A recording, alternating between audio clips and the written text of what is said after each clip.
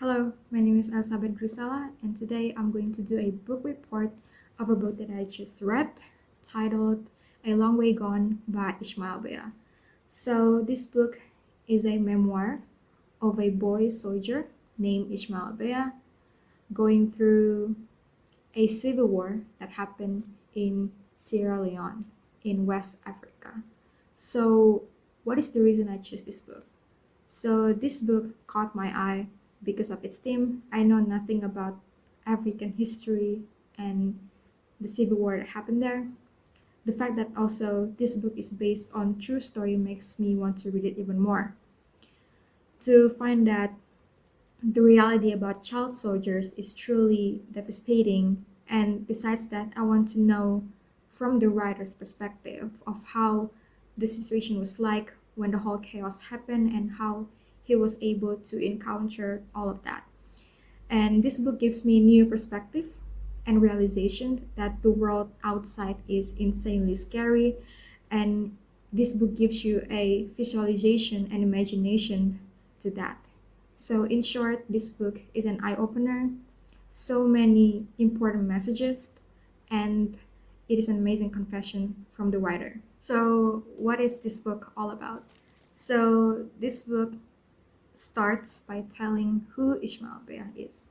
So, Ismail Bea is a 12-year-old who becomes an unwilling boy soldier during a civil war in Sierra Leone. When he is 12 years old, Bea's village is attacked while he is away performing in a rap group with friends. Among the confusion, violence, and uncertainty of the war, Ishmael, his brother, and his friends wander from village to village in search of food and shelter. Their day to day existence is a struggle of survival, and the boys find themselves committing acts they would never have believed themselves capable of, such as stealing food from children. Eventually, Ishmael is conscripted as a soldier by the army, and he becomes the very thing he feared, which is to be a killing machine capable of horrible violence. The army becomes his family, and he is brainwashed into believing that each rebel that may avenge his own family's slaughter. The boy soldiers become addicted to cocaine and marijuana, which give them the courage to fight and the ability to repress their emotion in times of war. So Ishmael continues to soldier fiercely until his lieutenant turns the boy soldiers over to UNICEF. So later, Ishmael is taken to a rehabilitation center where he struggles to understand his past and to imagine a future. So Ishmael is welcomed by his extended family in Freetown and is again saved by their support and kindness. And by the end of the book, Ishmael is invited along with other children of war to New York City to tell his story to United Nations, where he learns that others like him have suffered and survived. And then later he meets Laura Simmons, a storyteller, and his future foster mom, and sees the importance of sharing his experience with the world in hopes of everything such horrors from happening to other children. So, what is my opinion about the book? I think the book is really well delivered. It gives transparency, and how the story flows in terms of writing is really good.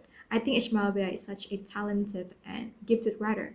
The simplicity and how the way this book was written makes it easy for the reader to understand. And this book did an amazing job in giving us compelling, moving, and even disturbing stories by making the situation imaginable for us. It is a remarkable book, and Ishmael Bea proves to us through this book that those atrocious and horrible things actually happen in real life. Maybe we don't experience it, but to know that outside, on the other side of the world, there are indeed child soldiers that have their childhood robbed away and are separated from their family to commit horrible things that no child should ever experience. Children, they're supposed to spend their childhood with laughter, with smile and happiness, and not with violence, anger, and trauma. So overall, I think this is such a powerful book. And lastly, would I recommend this book? My answer is absolutely yes, because this book covers an issue or an idea that is not talked about or discussed much in our daily lives. The book is deeply moving, even uplifting, so it is worth reading, and it inspires gratitude that we have escaped such pain, and hopefully inspires action that peace may come to nations where young boys are still drafted into service as ruthless, cold-hearted killers. So in the end, I would give this book a 4 stars because I genuinely think this book is such a great book, and I do recommend everyone to read this book. So I think that is all for me. Thank you for watching.